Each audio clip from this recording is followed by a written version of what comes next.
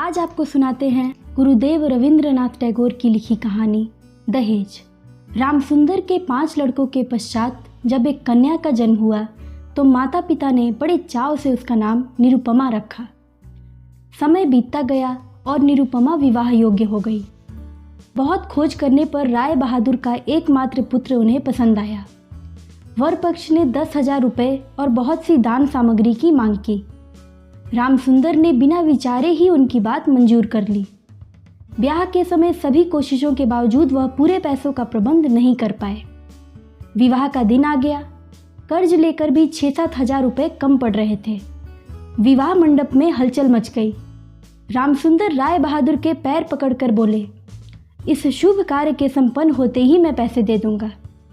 राय बहादुर ने उत्तर दिया, जब तक रुपए नहीं मिलेंगे लड़का मंडप में नहीं आएगा। सहसा लड़का अपने पिता के विरुद्ध बोला, मैं ये विवाह करके ही लौटूंगा। मुझे लेन देन के विषय में कुछ नहीं मालूम। राय बहादुर वर्तमान शिक्षा का विषाक्त फल अपने पुत्र में देखकर निराश हो गए।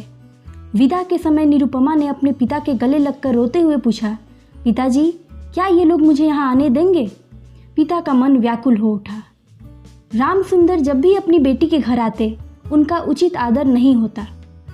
नौकर तक उन्हें नीची नज़र से देखते। कभी उन्हें अपनी बेटी से 5 मिनट मिलने दिया जाता तो कभी उन्हें बिना मिले ही लौटना पड़ता। निरुपमा को रोज़ खरी खोटी सुननी पड़ती। उसके साथ ऐसा व्यवहार किया जाता मानो वो यहाँ ब्याह कर नहीं अपितु धोखे से आई है। रामसुंदर अपने लड़कों को बिना बताए अपना मकान बेचकर पुत्री को इस मुश्किल से बचाने का उपाय सोचने लगे। किसी प्रकार लड़कों को ये बात पता चल गई। इस कारण मकान बेचना स्थगित हो गया। निरुपमा अपने पिता का मुख देखकर सब समझ जाती। दहेज की रकम पूरी न दिए जाने के कारण निरुपमा को एक बार भी पिता के घर नहीं जाने दिया गया। एक बार वो अपने पिता से बोली, पिताजी, मुझे एक बार घर ले चलिए। परंतु रामसुंदर परवश थे। पुत्री पर स्वाभाविक अधिकार वे दहेज के बदले गिरवी रख चुके थे। पुत्री यदि घर आना चाहे तो पिता उसे लाए बिना कैसे रह जाए। उन्होंने अत्यंत अपमान उठाकर 3,000 रुपये इकट्ठा किए। उन रुपयों को रुमाल में बांधकर चादर में लपेटकर पुत्री के घर चल दिए। राय बहादुर केवल 3,000 रुपये देखकर अट्टहास कर उठे। रामसुंदर ने अपनी पुत्री को ले जाने की बात धीरे से कही। राय बहादुर ने कहा, अभी ये न होगा। इसके बाद वह अंदर चले गए। रामसुंदर व्यथित मन से वापस लौट आए।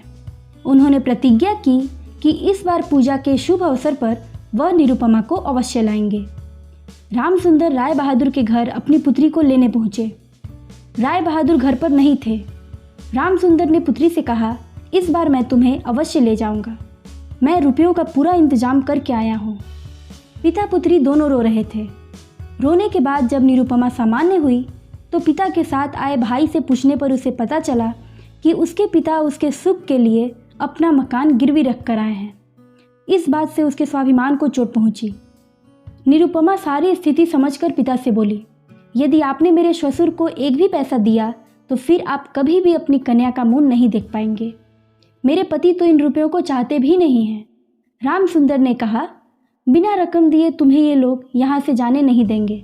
वो बोली, कोई बात नहीं, आप भी यहाँ न आया करें। मैं बार बार आपका अपमान नहीं सह सकती। मजबूर पिता की बेटी की जिद के सामने एक न चली और उन्हें निराश होकर लौटना पड़ा। रामसुंदर रुपया लाए थे और कन्या के निषेध से वे रुपए दिए बिना ही चले गए, ये बात छिपी नहीं रही। ये सुनकर निरुपमा की सास के क्रोध की सीमा नहीं रही। निरुपमा के लिए उसकी ससुराल और अधिक आतंक बन गई। उसके पति कुछ दिन बाद ही डिप्टी मजिस्ट्रेट बनकर परदेश चले गए। इसी समय निरुपमा को कठिन बीमारी हुई। उसका जीवन से मोह छूट गया था। यदि आहार के बारे में बहू की कोई अवहेलना देखती तो सास कहती, नवाब के घर की लड़की है ना, गरीब के घर का अन्न इसे नहीं भाता। रोग जब गुरुतर हो गया तब सास बोली, बस ढोंग है, केवल पिता के घर जाने का छलावा है। कोई विश्वास नहीं करेगा। जिस दिन संध्या के समय निरुपमा का श्वास रुद्ध हुआ उसी दिन डॉक्टर ने पहली बार देखा था और उसी दिन डॉक्टर का देखना भी समाप्त हो गया। वह इस लोक से बहुत दूर चली गई। बड़े घर की बहू मरी है। खूब धूमधाम से अंत्येष्टि क्रिया संपन्न हुई। चंदन की लकड़ी की चिता सजाई गई। रामसुंदर को सांत्वना देते हुए लोगों ने कहा, तुमने बहुत पुण्य किए हैं। देखो तुम्हारी लड़की की कैसे महासमारोह के साथ मृत्यु हुई है। ऐसी भाग्यशाली लड़कियां विरली ही होती हैं। इधर डिप्टी मजिस्ट्रेट की चिट्ठी आई।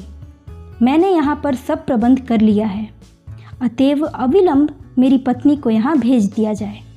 राय बहादुर महिषी ने लिखवाया, बेटा तुम्हारे लिए एक दूसरी लड़की से संबंध तय किया गया है, अतएव अविलंब छुट्टी लेकर यहाँ आ जाओ। इस बार 20,000 का दहेज है और हाथों हाथ अदा होगा।